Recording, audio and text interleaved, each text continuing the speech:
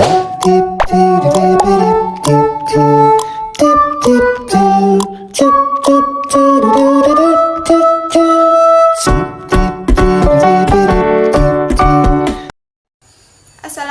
warahmatullahi wabarakatuh. Perkenalkan, nama saya Anindita dengan NIM 240102064. Baik, di sini saya akan menjelaskan buku yang berjudul Akhlak Tasawuf yang ditulis oleh Prof. Dr. H. Asep Usman Ismail yang diterbitkan oleh Bumi Askara pada tahun 2003. Sebelumnya, buku ini telah dijelaskan oleh teman saya. Di sini saya akan menjelaskan, menambah sedikit penjelasan tentang buku Akhlak Tasawuf ini. Baik, yang pertama adalah keterpaduan syariat dengan tasawuf. Dalam bab ini dijelaskan bahwa antara syariat dengan tasawuf sebenarnya tidak dapat dipisahkan. Keduanya saling melengkapi dalam membentuk kepribadian seorang muslim yang utuh. Syariat berfungsi sebagai aturan lahiriah dalam beribadah dan bermuamalah. Sementara tasawuf menjadi inti yang mengatur sisi batin, yakni keikhlasan dan kesucian hati dalam melaksanakan perintah Allah. Konsep keterkaitan antara syariat dan tasawuf dijelaskan melalui istilah ihsan, yaitu melakukan segala amal ibadah dengan kesadaran penuh seolah-olah melihat Allah. Jadi, ihsan adalah esensi dalam tasawuf, dan tasawuf itu sendiri merupakan perwujudan dari ihsan dalam kehidupan seorang mukmin.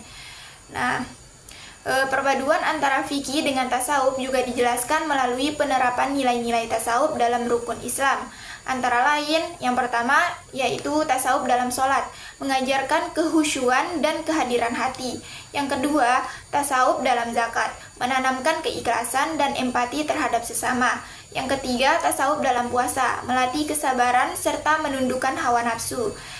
Yang terakhir adalah tasawuf dalam haji, melambangkan penyucian diri dan penghambaan total kepada Allah. Nah, dalam pembahasannya, penulis juga menyoroti adanya perbedaan pendapat ulama klasik antara fikih dan tasawuf. Namun, perbedaan ini bukanlah pertentangan, melainkan bentuk kekayaan Islam dalam memahami hubungan antara lahir dan batin.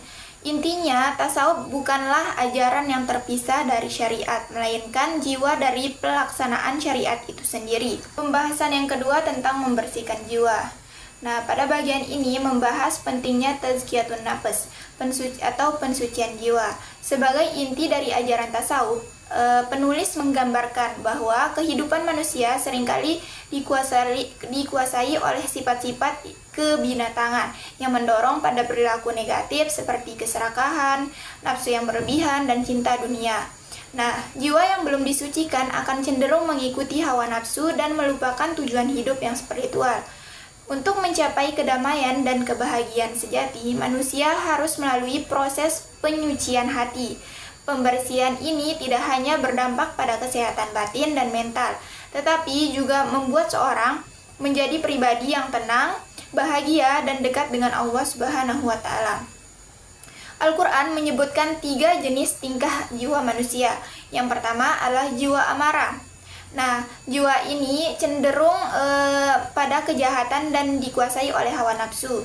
Yang kedua, jiwa lawamah, jiwa yang mulai sadar dan menyesali kesalahan berada dalam proses menuju kesucian. Yang ketiga adalah jiwa mutmainnah, jiwa yang telah tenang dan damai karena sepenuhnya berserah diri kepada Allah. Tujuan utama mempelajari ilmu akhlak tasawuf adalah mendidik hati agar terbebas dari sifat tercela seperti ria, sombong, iri hati, dan cinta dunia yang berlebihan. Jiwa yang bersih akan lebih mudah menerima hidayah dan mendekat kepada Sang Pencipta. Penulis juga menekankan bahwa proses ini tidak mudah karena manusia harus melawan hawa nafsunya sendiri serta tipu daya setan. Namun, dengan latihan spiritual dan kesungguhan, manusia bisa mencapai kedekatan hakiki dengan Allah Subhanahu wa Ta'ala. Yang ketiga, tentang tahapan seorang hamba untuk menuju wusul atau kedekatan dengan Allah. Nah, menurut Imam Al-Ghazali, perjalanan spiritual seorang hamba menuju wusul atau kedekatan dengan Allah harus melalui beberapa tahapan penting yang menggambarkan proses pembentukan akhlak dan jiwa. Yang pertama itu adalah taubat, yaitu meninggalkan dosa dan menyesali kesalahan dengan tulus. Yang kedua adalah sabar, bertahan dalam ujian dan cobaan hidup tanpa kehilangan harapan kepada Allah. Yang ketiga adalah tawakal, menyerahkan segala urusan kepada Allah setelah berusaha semampunya. Yang keempat adalah zuhud, menjauhkan diri dari kecintaan yang berlebihan terhadap dunia dan kesenangan fana. Yang kelima adalah ridho, menerima takdir Allah dengan lapang dada dan tanpa keluh kesah. Yang keenam adalah mahabbah, menumbuhkan cinta sejati kepada Allah di atas segala hal lainnya. Yang ketujuh, ma'rifah, mencapai pengetahuan hakiki tentang Allah, di mana seorang hamba merasakan kehadirannya dalam setiap aspek kehidupannya.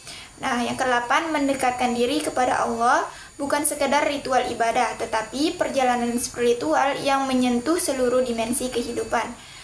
Proses ini melibatkan meningkatkan kualitas ibadah, sholat, puasa, zikir, membaca Al-Quran, memperbanyak doa, bersyukur, sabar, dan berbuat baik kepada sesama. Selain itu, menjaga hati agar tetap ikhlas dan tulus merupakan kunci untuk mencapai derajat kedekatan dengan Allah.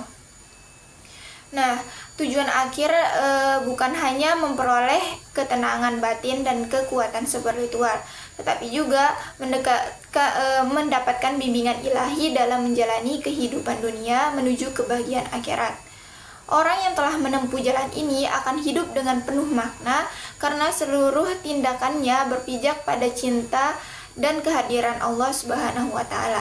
Kesimpulan dari buku Akhlak Tasawuf ini adalah memberikan pemahaman bahwa tasawuf bukan sekedar teori kerohanian, melainkan praktik nyata pembentukan akhlak mulia melalui pensucian jiwa dan penghayatan syariat. Hubungan antara fikih dengan tasawuf diibaratkan tubuh dan jiwa satu sama lain saling melengkapi. Melalui proses pembersihan hati dan tahapan spiritual seperti taubat, sabar, dan ma'rifah, seorang hamba dapat mencapai ketenangan batin, kedekatan dengan Allah Subhanahu wa Ta'ala, serta kehidupan yang penuh berkah dan makna di dunia maupun di akhirat. Mungkin hanya ini yang dapat saya sampaikan, kurang lebihnya mohon maaf. Wabillahi taufiq wal hidayah. Wassalamualaikum warahmatullahi wabarakatuh.